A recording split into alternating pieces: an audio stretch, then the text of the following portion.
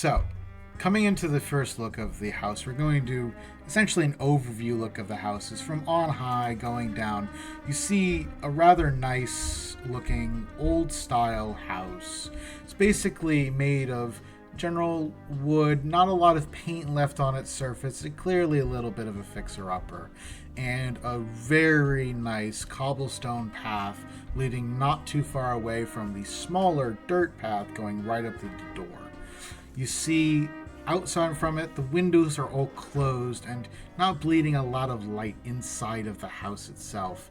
While opening up the door, there is a well-kept furnishing right into the living room. It's kind of nice. You guys still have some furniture left over from the last owner, who died quite a while ago, so removing all the dust was a little difficult. But your cutter, who you guys have onboarded from the Ravens, Dorville, was great at getting up all the dirt and blood from the previous, inhabitants, once you had kicked out the people who didn't actually own the house. And he has kept good working order of the entire place. He's not a butler, he swears. But he does do a lot of cleaning and a lot of moving of stuff. As we go through the rest of the house, there's the clinking and clanking. There's a little bit of spark of gunpowder and a sound of a crack from the basement as someone is toying around with one of the weapons. I guess I'll offer it up. Who wants to be standing in the kitchen?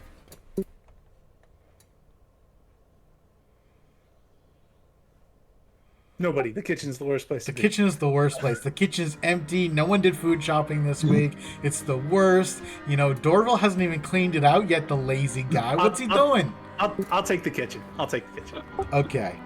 So, one job. As the camera zooms past Dorville and goes through these doors and winding its way through the house, the screen kind of blurring as we pull through it all.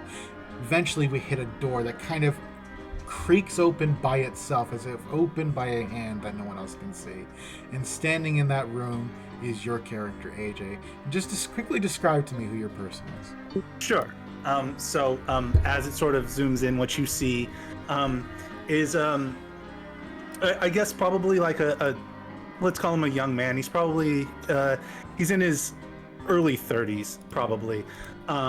He's got a really sort of well-kept, sort of red beard, and his hair is sort of slicked back. He's sitting at the counter. In front of him, we can see what looks like an open Bible. And he's kind of muttering to himself as he takes this collar off and sets it down next to this derby hat on the counter, and he sort of unbuttons his shirt a little bit and takes it off and sets it on the chair. And as this young man continues to sort of read his Bible, he pulls out some cloth straps and begins to sort of wrap his hands in like a boxer's wrap as he continues to sort of flip through.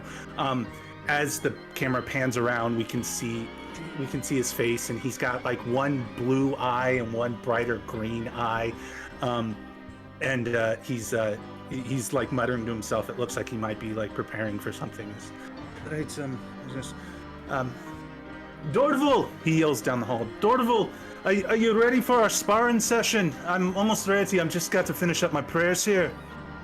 So, for a moment, we see the world through everyone else's eyes, and it's just a normal looking kitchen. It's a little cold when you walk through, as if someone left the window open for a draft. But for a moment, the screen shakes and it looks uncomfortably fast and blurred before all of a sudden you see the walls crawling with little shadows, and someone is leaning over your shoulder, reading the Bible with you. You know it's whispering, but it doesn't really want to talk right now, as, the current ghost of the house is the old mailman who was actually killed by a Bravos gang long before you were even born.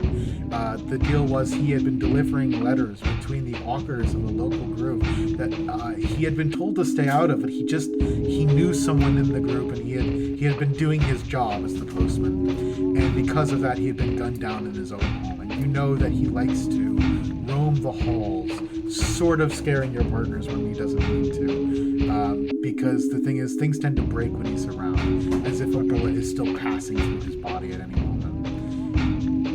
And you can see him sort of squeezing his way backwards as Dorville walks through the doorway, and he sort of dissipates around the guy, and Dorville shivers like he's someone stepped on his grave. Don't worry about it, Dorville. You'll get used to it at some point. Dorville is confused because he's as a cutter, as a bravos, essentially of a hawker gang. He doesn't understand what you mean. It's like, hey, of course, I'm sorry for the wait. I had to clean, so much to clean. I don't understand why we don't hire maid. You have money. I am not butler. I swear I don't understand how I am even keeping house in working order. And in this moment, what's your character's name again? Father Wolfric.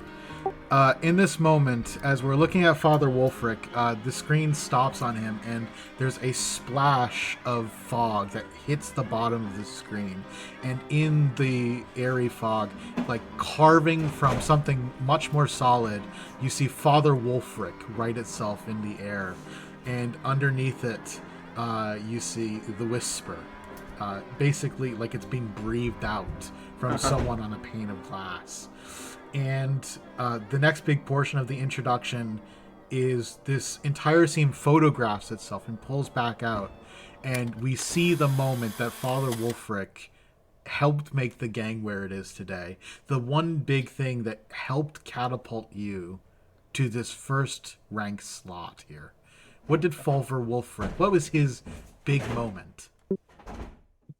Perhaps in contrast to his position as sort of the mystic, I think it might be the image of Father Wolfric,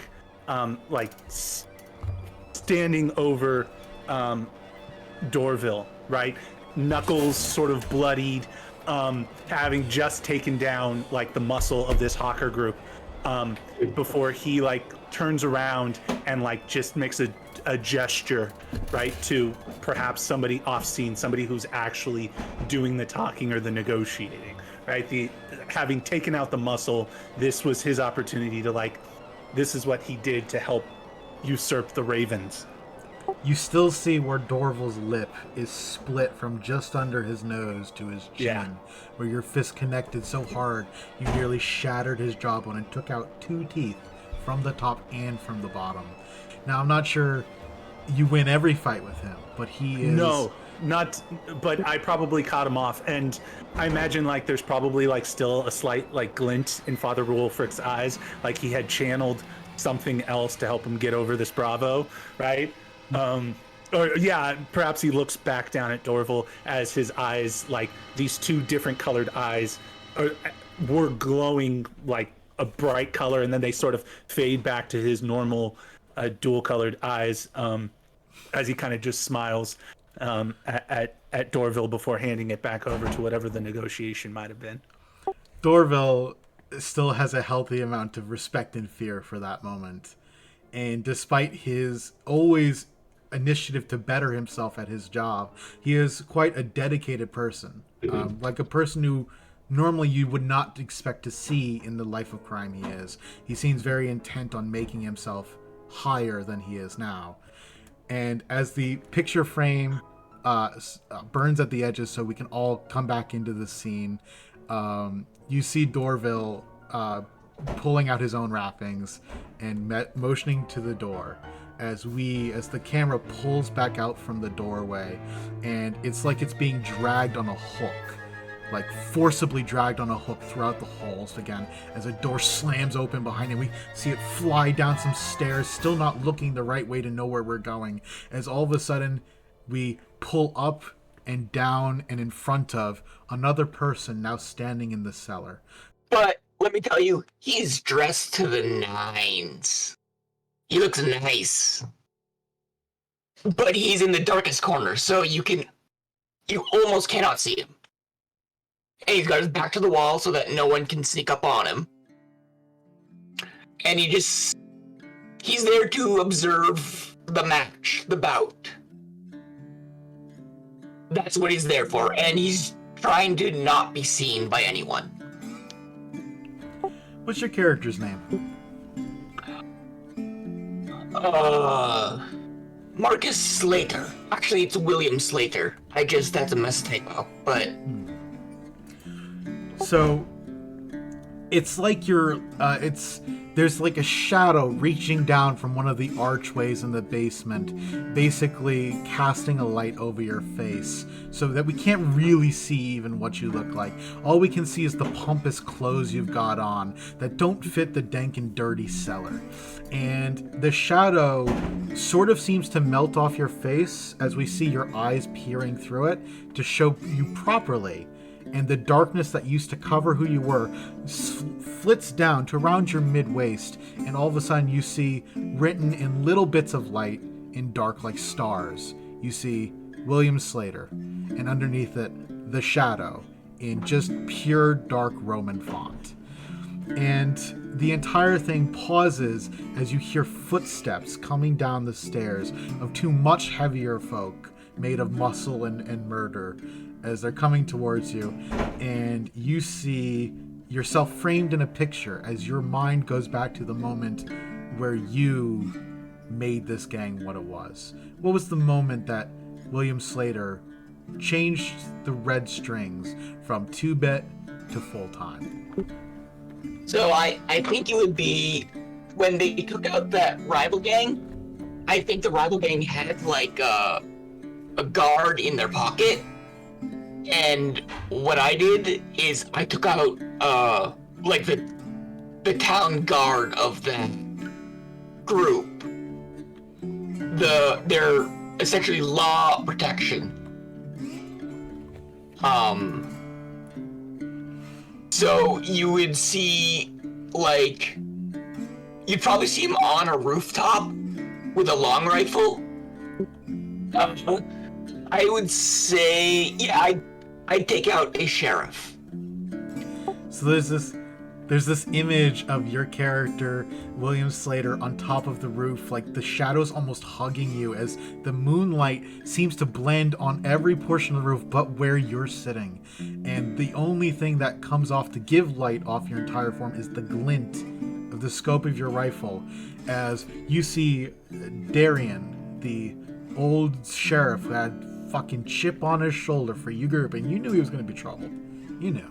You saw the papers, you got into his house, you heard what he said. He never knew you were there, but you knew what he was talking about. And one day when he was walking home from work, you knew what route he was going to take, and you just sat there and you waited, hours maybe, didn't know how long. But he came, it didn't matter. You knew where he was going to be. And he walked down the corner of the alley right near you knew he would stand, and you put a single bullet right through his throat. And you did it through the throat so you could watch him and know he knew before he died who he fucked with. And that got rid of the police presence that tried to stop you guys from moving up. There was no one left in the law office after that who said a fucking thing about you getting this house. No one had a thing to say. I will say that one of my rivals is a police officer. Yeah, he didn't have anything to say, but he still fucking hates you for it. He didn't say anything. He knew he couldn't stop you then, but that guy, he's building power in that police office right now. He'll get you. He knows what you did. Because you made sure that it was a message. But your rival, he just can't stop you yet. He's just going to try to get in your way if he can. And as the final footstep hits the bottom stair, as the two capable fighters step basically into the line of sight of our shadow, but not necessarily into their line of sight, we sort of pull up into the ceiling of the cellar, and we see dirt as things kind of shift out of the way of the camera, like some creature's digging its way up through the hole. And all of a sudden, we end up in the living room again, where someone hopefully is standing. Now that Dorville is no longer standing there at all. My character, Alan Smith, is dressed up to look presentable. He is the approachable face of the crew who gives people the idea that These people couldn't possibly be criminals. They are so refined and pleasant to be around. He is currently praying. He is, he is torn between what his profession asks of him and what his faith asks of him, because those two are rarely the same, and often enough they are contradictory. So, on the Bible in front of you, not to your eyes, but to the camera's eyes, as we zoom over your head like you're wearing the camera for a moment on top of your head, we look down at the Bible, and in golden letters burning itself onto the pages, we see Alan Smith. We see Alan Smith sort of overlaid by Richard Claremont, which seems to try to force its way out from underneath the letters of Alan Smith. Like there's an internal battle between the two names that is only there in terms of the letters in the camera. And underneath we see it like being written in little webs, the spider, slowly drawn onto the pages itself before being wiped away by a cleansing flame. And the entire moment freezes as we seem to swivel around as the camera looks up from the book now to get a look at your face and the look of confusion and torment that constantly comes when you are battling with your beliefs in your job, as it snaps another picture frame and we see it drag back out to the scene where you made the gang where it is today. How you turned this from just a small group of no ones with no faith to a group that had a destiny. My work is all the little things, all the little details that need to line up just right for things to flow smoothly. Knowing where guard patrols will be at the exact moment we pass. Knowing exactly who can be blackmailed among our target crew. Making sure that the sheriff is where he is supposed to be, when he is supposed to be, for the assassination to work out. All the little details that need to line up for a sting operation on a crew of Bravos, all those little details, they were my job. We see Father Wolfrak again in his moment when he's fighting, and we see zooming outside, we see you like a few days earlier setting up that conflict by making sure that Wolfrak would be the one freed up from his job at just the right time to catch the Bravos, who you knew none of the rest of you could deal with. You actually gave a free dinner to the sheriff, and that was why he was out that evening. The reason he went out on that date that day was because him and his wife wanted to go do something, and you put them at a restaurant just a mile different than where they usually eat because you made sure they got a freer meal over there. And we see that little bit of spidery webs like still clinging to the paper that the sheriff reads right before our shadow does his work. Sure. And we just see you sitting alone in an office with lots of little papers surrounding your desk, and we see you flick a pen and make a little check mark on a little list as you close the book and the house is bought. And then we pull back again and the image is singeing at the edges as the memory's not a pleasant one for you. You know you've done evil. You know that this is against what God would want. This is against what you're supposed to do. But you have made destiny. You have done things that while the Lord may not approve, you have done so because you have been given free will. And you understand that while evil, your will is your own. And we pull back again from that look on your face right before you, before the name appeared in the book for you. And before we did all that, we pull ourselves back just to slowly zoom out from your figure. You look a little alone in your prayer because you walk a little bit of a different path of belief. But, you know, this house is still safe for you. This is still a place where you have done your work, good or bad. As we, in that little moment in between that slow pull out, we get flung out the window into the surrounding landscape. at the porch of the house of like various documents, contracts, essentially scouting for potential clients or those to manipulate to gain more assets so that they can plan for every contingency. Because essentially for criminal life is like a game of chess. You always have to think 10 steps ahead of your opponent. Okay, so my character's name is Daryl Rhinehouse. He's about African American, about mid-20s. He'll have a sports a fade with high top hair.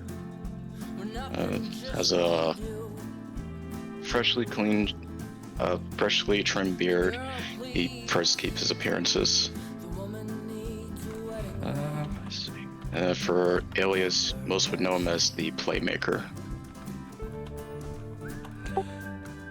So in front of you, Daryl, is little hints of where the people you work with came from. And the most difficult, of course, to do that with would be Alan, who, like yourself, is capable of manipulating the information as he pleases. But you can see some of the webs. You still know where things are leading. You have an idea of where everything is. Everything in its place, and everything has a place to be in. And so, as the Playmaker, I assume from your name, you tend to create situations that end in a victorious moment for your group. Indeed. And so, as we see this, we see your papers. The papers sort of seem to move up from the table in terms of our camera. You don't react to this as if it's not really happening, but the papers seem to fold around you in a frame as you hear the snap of a picture again, and we pull back into another scene of you and your character making their big move that made the gang where it is today.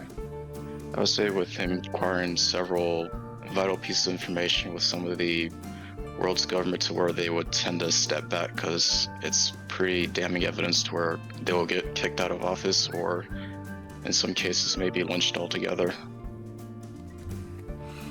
Okay, so we watch as you're sitting at your desk, and we just see you line up a list of letters.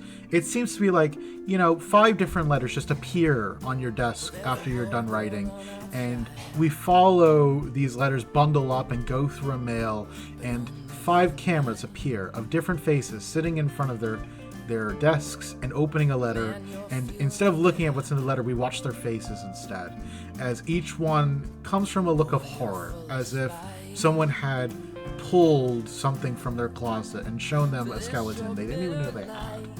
And each one of them slowly puts down the letter in like tandem in our view and closes it up. And you see the next day where there is a moment where someone is supposed to say something about your group in court or your group about not to be able to get a house. We see the face of one of the people who got that letter, and we see them purse their lips and shut the fuck up and not say a word.